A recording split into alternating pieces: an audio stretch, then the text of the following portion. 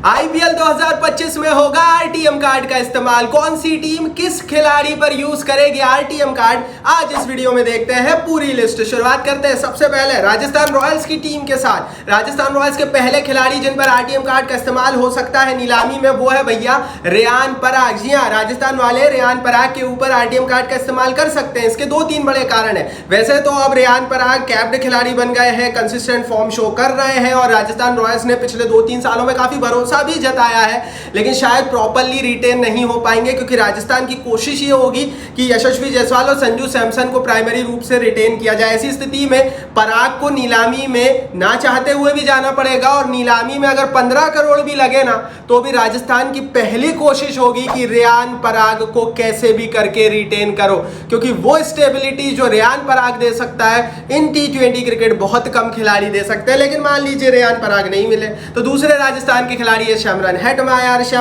Hetmyer kind of inconsistent रहे, लेकिन जब चले हैं तो एक मैच विनर बने हैं। बेशक नीलामी में शायद उतना पैसा ना बरसे, लेकिन रिटेन भी नहीं होंगे प्राइमरी रूप से। और अगर पराग के ऊपर सिक्का नहीं चला, आरटीएम कार्ड नहीं चला, ज्यादा महंगे चले गए पराग, तो फिर हेटमायर के ऊपर राजस्थान रॉयल्स आरटीएम कार्ड का यूज करेगा। और तीसरे खिलाड़ी दोस्तों राजस्थान रॉयल्स के आवेश खान। जी आवेश खान भी रिटेन नहीं हो पाएंगे, क्योंकि राजस्थान रॉयल्स की टीम का प्राइमरी तेज गेंदबाज के रूप में ट्रेंट बोल्ट की तरफ ज्यादा भरोसा है, और ऐसी स्थिति में आवेश खान को भी नीलामी में जाना पड़ेगा। और फिर वही बात है, नीलामी में अगर आवेश खान जैसा तेज गेंदबाज गया तो 10-12 करोड़ रुपए पक्के। और ऐसी स्थिति में अगर राजस्थान रॉयल्स ना हेटमायर को ले पाई ना पराग को ले पाई, देन फिर आवेश खान को लेने की भी कोशिश कर सकती है, क्योंकि आवेश खान आपको तेज गेंदबाजी में ट्रेंट बोल्ट के साथ एक पेयर बनाकर देते हैं और स्टेबिलिटी देते हैं। तो राजस्थान रॉयल्स के 3 खिलाड़ी हैं, पराग, हेटमायर और आवेश खान, जिनमें से या तो 1 या 2 ऐसे प्लेयर होंगे जिनके ऊपर राजस्थान रॉयल्स की टीम आरटीएम कार्ड का यूज करने वाली है। दोस्तों ये तीनों खिलाड़ी प्राइमरी रूप से रिटेन नहीं होंगे, दैट्स व्हाई इन पर आरटीएम कार्ड का यूज होगा। आगे बढ़ते हैं, राजस्थान रॉयल्स के बाद अब केकेआर की बात करते हैं। लास्ट ईयर के चैंपियन थे केकेआर वाले, लेकिन इस बार 3 खिलाड़ी ऐसे जिनके ऊपर हो सकता है इन्हें आरटीएम कार्ड का यूज करना पड़े। इकलौती ऐसी टीम थी, जब मीटिंग हुई थी तो ये बात कही गई थी इनके मालिकों के द्वारा कि भैया हम तो बड़ी नीलामी चाहते ही नहीं है, क्योंकि इनके पास जिस तरह के खिलाड़ी हैं किसी को भी छोड़ना नहीं चाहते। पहले प्लेयर वेंकटेश अय्यर है, वेंकटेश अय्यर के ऊपर आरटीएम कार्ड का यूज हो सकता है, क्योंकि शायद श्रेयस अय्यर और रिंकू सिंह रिटेन हो जाएं, और अगर श्रेयस अय्यर और रिंकू सिंह रिटेन हो जाते हैं तो फिर ये लोग वेंकटेश अय्यर को रिटेन नहीं कर पाएंगे, इन्हें नीलामी में भेजना पड़ेगा। फिर वही बात है, अगर वेंकी अय्यर नीलामी में जाते हैं तो मेरे हिसाब से 10 करोड़ के आसपास इन्हें भी मिलेगा, और केकेआर की टीम तैयार होगी इन्हें 10 करोड़ के भाव में फिर से आरटीएम करने को। तो पहले खिलाड़ी, पहली चॉइस केकेआर की वेंकी अय्यर ही रहने वाले हैं, क्योंकि सबसे बड़ा फायदा है कि इंडियन है, दूसरा बड़ा फायदा है कि बल्लेबाजी में काफी कंसिस्टेंट रहे। दूसरे खिलाड़ी केकेआर के हैं मिचेल स्टार्क के ऊपर दोस्तों आरटीएम कार्ड का इस्तेमाल इसलिए होगा क्योंकि स्टार्क 2, 4, 5, 10 करोड़ रुपए में रिटेन नहीं होंगे। साफ है, 25 करोड़ का खिलाड़ी अगर आप उससे बोलोगे ना 10 करोड़ में रिटेन हो जाए तो वो मना कर देगा। स्टार्क का पूरा 100% डन एंड कंफर्म है कि वो नीलामी में जाएंगे। नीलामी में अगर कोई टीम इन्हें 16 करोड़ में भी खरीद लेती है ना, तो भी केकेआर कोशिश करेगी कि आरटीएम कार्ड डाला जाए। अगर वेंकी अय्यर केकेआर को नहीं मिले तो केकेआर का दूसरा टारगेट होंगे मिचेल स्टार्क, और पूरी कोशिश रहेगी केकेआर वालों की मिचेल स्टार्क को आरटीएम करने की, क्योंकि भैया सीधी बात है, चाहे फॉर्म कैसा भी रहा हो, मिचेल स्टार्क का नाम ही काफी है और वो एक ब्रांड पावर लेकर आते हैं। तीसरे खिलाड़ी है फिल सॉल्ट, है काफी कंसिस्टेंट रहा है पिछले साल के आईपीएल में। हम बोले अगर केकेआर की धुरी बनाकर रखी, उन्हें थामे रखा, तो कोई बड़ी बात, अतिशक्ति नहीं होगी। तो फिल सॉल्ट वो तीसरे प्लेयर होंगे। अगर 5-7 करोड़ में बिकते हैं तो केकेआर कोशिश करेगी कि इनके ऊपर भी आरटीएम कार्ड का डोरा डाला जाए। तो मेरे हिसाब से तीसरे नंबर पर हमने फिल सॉल्ट को रखा है। वेंकी अय्यर, वेंकटेश अय्यर, मिचेल स्टार्क और फिल सॉल्ट, ये 3 केकेआर के खिलाड़ी होंगे जिन पर आरटीएम कार्ड का इस्तेमाल हो सकता है। केकेआर के बाद आगे बढ़ते हैं, अब चेन्नई की बात करते हैं, लेकिन उससे पहले चैनल को सब्सक्राइब नहीं किया है तो सब्सक्राइब का बटन नीचे। आईपीएल, नीलामी, रिटेंशन, सारी रिपोर्ट हर रोज सबसे पहले दे रहे हैं। सब्सक्राइब नहीं किया तो कर लीजिए दोस्तों, सब्सक्राइब बटन नीचे हिट कीजिए, बेल आइकन दबाइए। चलिए दोस्तों, तीसरे नंबर पर अब चेन्नई सुपर किंग्स की टीम की बात कर लेते हैं। चेन्नई सुपर किंग्स की टीम के 3 ऐसे खिलाड़ी हैं जिन पर आरटीएम कार्ड का इस्तेमाल हो सकता है। पहला नाम है मतीशा पातिराना। चेन्नई के पास प्रॉब्लम ऑफ प्लेंटी है, चेन्नई अपने सारे खिलाड़ियों को रिटेन नहीं कर सकती। चेन्नई को ना चाहते हुए भी पातिराना को नीलामी में भेजना पड़ेगा, लेकिन अगर एक या दो आरटीएम कार्ड चेन्नई के खाते में रहते हैं तो पहला आरटीएम कार्ड पातिराना के ऊपर ही जाएगा। ये जो पातिराना, ये खोज ही चेन्नई सुपर किंग्स की है, मतलब श्रीलंका ने नहीं खोज पाए इनको, धोनी ने खोज निकाला। और वो खुद कहते हैं पातिराना कि अगर चेन्नई नहीं होती तो मैं नहीं होता, एंड दैट्स व्हाई पातिराना के पीछे जरूर जाएगी चेन्नई। शायद प्राइमरी रिटेंशन ना करते हुए इनके ऊपर एक आरटीएम कार्ड डालने की कोशिश करेगी। प्राइमरी आरटीएम कार्ड चेन्नई का पातिराना रहने वाले। दूसरा आरटीएम कार्ड चेन्नई यूज कर सकती है दीपक चहर के ऊपर। जी हाँ दोस्तों, क्योंकि ऋतुराज गायकवाड़ रिटेन हो जाएंगे, क्योंकि महेंद्र सिंह धोनी, रविंद्र जडेजा रिटेन हो जाएंगे, तो शायद ऐसा हो कि दीपक चहर रिटेन ना हो पाए। लेकिन अगर नीलामी में गए तो फिर इनको लेने की कोशिश धोनी जरूर करेंगे, क्योंकि धोनी के सबसे करीबी है, तेज गेंदबाजी में एक कंसिस्टेंसी देते हैं, आपको एक धाक देते हैं और काइंड ऑफ थोड़ा बहुत बल्ला भी चला लेते हैं, और इस तरह के खिलाड़ी धोनी को बड़े पसंद है। तो दीपक चहर भैया। दूसरे और तीसरे खिलाड़ी शिवम दुबे है। शिवम दुबे के ऊपर भी आरटीएम कार्ड का इस्तेमाल होगा। जैसा कि मैंने कहा, अगर इन्हें दीपक चहर नहीं मिले तो इनके पास शिवम दुबे एक ऑप्शन होंगे जिनके पीछे ये लोग आरटीएम कार्ड लेकर जरूर जाएंगे। इन्हें चूज करना पड़ेगा, आरटीएम का इस्तेमाल दीपक चहर पर करें या दुबे पर करें। आपके हिसाब से करना चाहिए या आप बता दो नीचे कमेंट बॉक्स में। बाकी चेन्नई सुपर किंग्स के पातिराना, दीपक चहर, शिवम दुबे 3 आरटीएम कार्ड्स हो सकते हैं। आगे बढ़ते हैं दोस्तों, अब बात कर लेते हैं गुजरात टाइटंस की टीम की। गुजरात टाइटंस के लिए उतनी ज़्यादा प्रॉब्लम नहीं होगी, क्योंकि शायद राशिद खान हो गए, शुभमन गिल हो गए, शाहिद सुदर्शन हो गए, ये लोग ऑलरेडी रिटेन हो जाएंगे, मोहम्मद शमी रिटेन हो जाएंगे। पहला आरटीएम कार्ड ये लोग डेविड मिलर पर यूज़ कर सकते हैं। डेविड मिलर के साथ पिछले साल प्रॉब्लम थी, वो उस तरह का फॉर्म शो नहीं कर पाए थे, एंड दैट्स वाई थोड़ा सा गुजरात टाइटंस उनसे दूरी बनाए हुआ है। अगर कम कीमत में नीलामी में मिलते हैं तो ही गुजरात इन पर आरटीएम कार्ड का जो है वो इस्तेमाल करने वाला है। दूसरे खिलाड़ी है दोस्तों मोहित शर्मा। मोहित शर्मा ने एज होने के बावजूद भी एक कंसिस्टेंसी 1-2 साल पहले दिखाई थी। पर्पल कैप लेकर गए थे, पिछले साल चले नहीं थे, तो अगर मिलर नहीं मिले तो फिर मोहित शर्मा उनका दूसरा विकल्प गुजरात टाइटंस की टीम का रहने वाले हैं। और तीसरा विकल्प है दोस्तों साई किशोर। आपको एक थोड़ा सा ऑलराउंडर टच देते हैं, आपको वो थोड़ा सा अश्विन वाली फीलिंग देते हैं, आपको वो थोड़ी सी स्पिन गेंदबाजी देते हैं। प्रूव अपने आप को नहीं कर पाए साई किशोर, ये जरूर बात है, और गुजरात टाइटंस की टीम के लिए थोड़ी सी प्रॉब्लमेटिक रहने वाली है। लेकिन अभी की स्थिति में गुजरात टाइटंस के हवाले से तीसरा बड़ा नाम है साई किशोर का।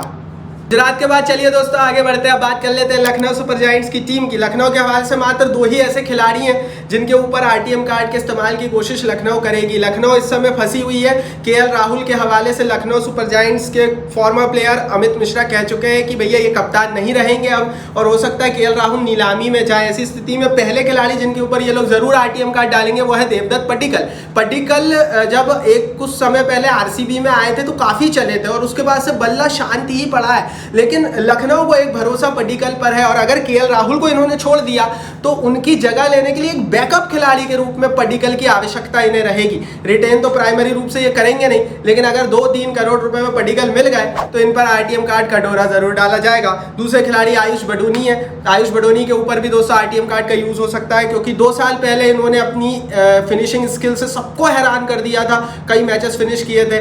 2024 के आईपीएल में बल्ला शांत रहा, इसलिए भरोसा नहीं है लखनऊ वालों को उतना। लेकिन वही ये 3, 4, 5 या 6 या 7 करोड़ तक में भी बडोनी मिल गए तो आरटीएम कार्ड डालना लखनऊ के लिए बहुत ज्यादा कंफ्यूजिंग होगा नहीं। तो लखनऊ सुपर जायंट्स के मात्र 2 ऐसे खिलाड़ी हैं जिन पर ये लोग आरटीएम कार्ड का यूज कर सकते हैं। लखनऊ को अपनी टीम को रीबिल्ड करना है और ये नीलामी उनके लिए सबसे बड़ी है।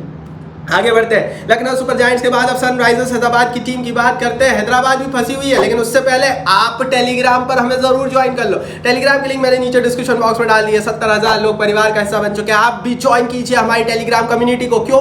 क्योंकि आईपीएल की हर रिपोर्ट, हर अपडेट, हर रोज सबसे पहले आपकी स्क्रीन पर हम परोसते हैं। टेलीग्राम की लिंक डिस्क्रिप्शन बॉक्स में, फटाफट जाइए, टेलीग्राम परिवार का हिस्सा बन जाइए। चलिए दोस्तों अब हैदराबाद की बात कर लेते हैं। हैदराबाद के पहले खिलाड़ी है नीतीश रेड्डी। पिछले साल के आईपीएल में सभी को हैरान करा नीतीश रेड्डी ने, और एकदम से छा गए। लेकिन क्योंकि हैदराबाद प्राइमरी रिटेंशन नीतीश रेड्डी को नहीं दे सकती, जाहिर है पैट कमिंस बैठे हुए हैं, जाहिर है अभिषेक शर्मा बैठे हुए हैं, उन्हें रिटेन करना पड़ेगा। भुवी है, भुवी को भी रिटेन करना पड़ेगा। लेकिन आरटीएम कार्ड पहला अगर किसी पर डालेंगे ये लोग तो एक हिंदुस्तानी भविष्य के खिलाड़ी नीतीश रेड्डी पर डालेंगे। हैदराबाद की फर्स्ट चॉइस आरटीएम में नीतीश रेड्डी। दूसरे ट्रेविस हेड को रिटेन करना इनके लिए मुश्किल होगा क्योंकि पैट कमिंस को इन्हें रिटेन करना ही पड़ेगा। अगर ये बल्लेबाजी विदेशी बल्लेबाज में किसी को रिटेन कर पाएंगे तो हेनरी क्लासन को रिटेन करेंगे। इसीलिए भैया ये 100% हेड के ऊपर आरटीएम कार्ड डालेंगे। ट्रेविस हेड अगर नीलामी में गए तो 10 से 15 करोड़ में बिक सकते हैं, लेकिन हैदराबाद के पास उतना बैलेंस पर्स भी होगा। बड़ी नीलामी में हर टीम के पास बैलेंस पर्स होता है। दूसरी बड़ी चीज है, ट्रेविस हेड एक बल्लेबाज है और मार्की बल्लेबाज के रूप में ये नीलामी में सबसे पहले बिकने आ जाएंगे। उस समय सबके पास सारा बैलेंस पर्स होता है और हैदराबाद उस समय इजी इन पर आरटीएम कार्ड डाल पाएगी। बाद में अगर ये बिकने आए हेड तो हो सकता है बैलेंस पर्स की कमी पड़ जाए। तीसरे खिलाड़ी टी नटराजन है। टी नटराजन पिछले साल के चैंपियन, खूब चले 2024 में। अगर मैं हैदराबाद की टीम की बात करूं तो काफी विकेट निकाले, लेकिन प्राइमरी रिटेंशन नहीं मिलेगा। आरटीएम कार्ड का इस्तेमाल जरूर होगा अगर इनकी कीमत 5 से 10 करोड़ के बीच नीलामी में रही तो। हैदराबाद के 3 आरटीएम से आप बताओ इनमें से किसे होना चाहिए, किसे नहीं, अपनी राय नीचे कमेंट बॉक्स में लिखते चलो। आगे बढ़ते हैं। हैदराबाद की टीम के बाद अब पंजाब किंग्स की टीम की बात करते हैं। पंजाब भी अपने आप को नया बनाना चाहती है, इसलिए कोई बहुत ज़्यादा प्लेयर्स नहीं है पंजाब के पास भी जिन पर ये लोग कोशिश करें आरटीएम डालने की। पहला आरटीएम ये डाल सकते हैं दोस्तों सैम करन के ऊपर। पिछले साल 18.5 करोड़ में थे, इस बार कोशिश ये होगी कि 1.5 से 2 करोड़ में मिल जाए। सैम करन नीलामी में जाने वाले हैं, नीलामी में बहुत बड़ा भाव इन्हें मिलना थोड़ा सा मुश्किल है क्योंकि पिछले 3 साल बहुत फ्लॉप रहा है सैम करन के लिए। लेकिन अगर 5 करोड़ में भी फिर से पंजाब को सैम करन मिल गए तो लेने में बुराई पंजाब को नहीं होगी। बहुत कम कीमत के लिए ही इन पर आरटीएम कार्ड का इस्तेमाल होगा। अगर इनकी कीमत थोड़ी सी भी बढ़ती है तो फिर पंजाब आउट हो जाएगा। दूसरे खिलाड़ी है दोस्तों राहुल चहर। राहुल चहर भी भैया अगर 5 करोड़ से कम मिले तो ही पंजाब आरटीएम कार्ड डालेगी, अदरवाइज राहुल चहर ने भी बहुत निराश किया। एक जमाने में मुंबई में खेलते थे, 1-2 सीजन काफी अच्छे गए थे, जब से पंजाब में खेले तब से चले नहीं, ये बहुत फ्लॉप रहे हैं। तो अगर 2-3 करोड़ में मिल गए तो ही ठीक है। प्रॉब्लम ये है ना कि यार आप चलो आपने राहुल चहर को भी छोड़ दिया, लेकिन आप लोगे किसको? स्पिनर के रूप में फिर इंडियन स्पिनर्स मिलना मुश्किल हो जाएंगे मेगा ऑप्शन में। दैट्स वाई राहुल चहर पर आरटीएम कार्ड यूज हो सकता है। आगे बढ़ते हो दोस्तों पंजाब किंग्स की टीम के बाद बात कर लेते हैं दिल्ली कैपिटल्स की टीम की। दिल्ली की टीम भी 2 खिलाड़ी के ऊपर ही कोशिश करेगी आरटीएम कार्ड डालने की। पहला खिलाड़ी है दोस्तों एंड्रे शिनॉटजी। एंड्रे शिनॉटजी को ये लोग रिटेन नहीं करने वाले हैं, लेकिन अगर कम कीमत में नीलामी में मिलते हैं तो आरटीएम कार्ड का इस्तेमाल जरूर होगा। 2-3-4 करोड़ में नॉटजी मिल सकते हैं। इसका रीजन ये है कि चोट के चलते काफी परेशान रहे हैं और सीजन्स को काफी मिस किया है, तो बाकी टीमें नीलामी में बहुत ज्यादा बिडिंग, बहुत ज्यादा भरोसा इन पर नहीं जताने वाली है। खिलाड़ी काफी अच्छे हैं एंड दैट्स वाई नॉटजी के ऊपर 2 से 4 करोड़ में आरटीएम हो सकता है। दूसरे खिलाड़ी है खलील अहमद। वैसे तो इन्हें रिटेन होना चाहिए, पिछले साल का सीजन काफी अच्छा गया था, लेकिन ऑलरेडी ऋषभ पंत है, ऑलरेडी इनके पास अक्षर पटेल है, कुलदीप यादव है जिन्हें इन्हें रिटेन करना है। खलील अहमद को रिटेन करना थोड़ा सा मुश्किल होगा, लेकिन अगर खलील अहमद नीलामी में गए तो 10 करोड़ में भी दिल्ली काफी खुश होगी इन पर आरटीएम कार्ड यूज करने में। तो दिल्ली के लिए 2 खिलाड़ी है नॉटजी और खलील अहमद जिन पर हो सकता है आरटीएम कार्ड का इस्तेमाल।